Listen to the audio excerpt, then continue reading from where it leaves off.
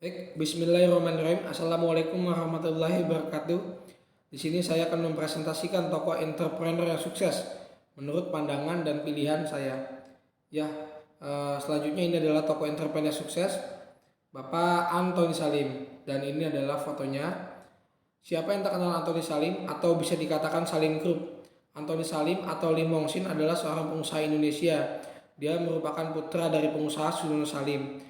Antoni Salim alias Lim Wong Sin adalah CEO Grup Salim, generasi kedua terpilih sebagai salah seorang 10 tokoh bisnis paling berpengaruh 2005 versi Warta Ekonomi. Dia dinilai berhasil membangun kembali kerajaan bisnis Salim Group setelah sempat mengalami kemunduran akibat krisis ekonomi tahun 98. Selanjutnya adalah profil bisnis Antoni Salim.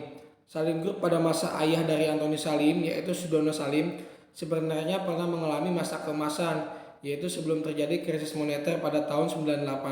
Bahkan majalah Forbes pernah menobatkan pendiri Salim Group tersebut sebagai salah satu orang terkaya di Indonesia. Namun saat terjadi krisis moneter, Salim Group banyak mempunyai hutang hingga senilai 55 triliun rupiah. Antoni Salim yang memegang kuasa pada Salim Group akhirnya harus melunasi hutangnya dengan cara menjual beberapa perusahaan yang dimilikinya, yaitu PT Indosemen, Tunggal Prakasa, PT BCA, dan PT Indomobil Sukses Internasional. Berkat usahanya membangun perusahaan mie instan dan tepung terigu, Antoni Salim pernah dinobatkan sebagai taipan terkaya nomor 3 di Indonesia oleh majalah Globe Asia. Dia berada di bawah Budi Hartono yang notabene adalah pemilik dari Jarum Group dan Eka Cipta Wijaja yang merupakan pemilik Sinar Mas Group. Kekayaannya ditaksir mencapai 3 miliar dolar Amerika atau jika dikonversikan sekitar 27 triliun rupiah. Hal ini dikarenakan Antoni Salim memiliki banyak saham, baik list maupun non-list.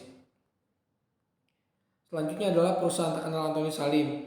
Perusahaan yang paling penting yang dimiliki Antoni Salim adalah PT Indofood Sukses Makmur Tbk dan PT Bogasari Flour Mills. Produknya sudah banyak sekali dikenal oleh masyarakat Indonesia bahkan dunia.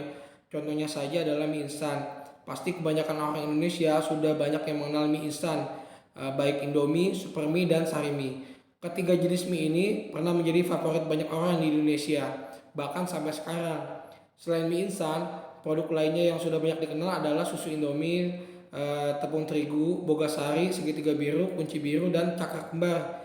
Bahkan minyak goreng Bimoli dan mentega Simas Palmia adalah milik Antoni Salim.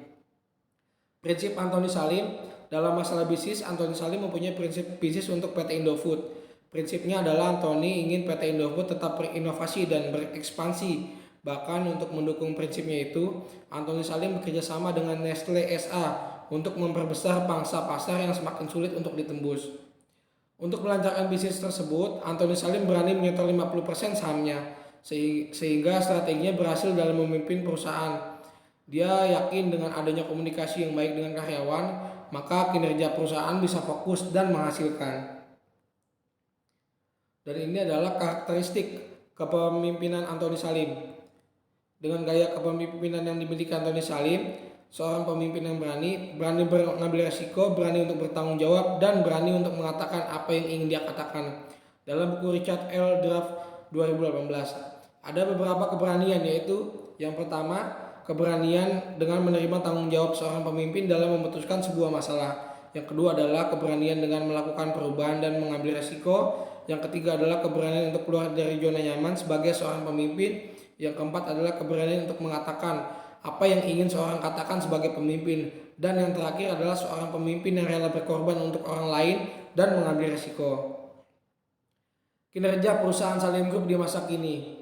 Salim Group memang memiliki banyak anak perusahaan yang beroperasi di banyak sektor bisnis yang berbeda. Akan tetapi, hal tersebut tidak menghalangi perusahaan konglomerat itu senantiasa menampilkan laporan keuangan yang positif dan melebarkan sayap bisnisnya.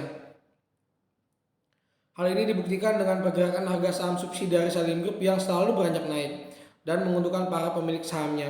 Tak ayal banyak para pemain saham yang berlomba untuk membeli saham dari Salim Group ini.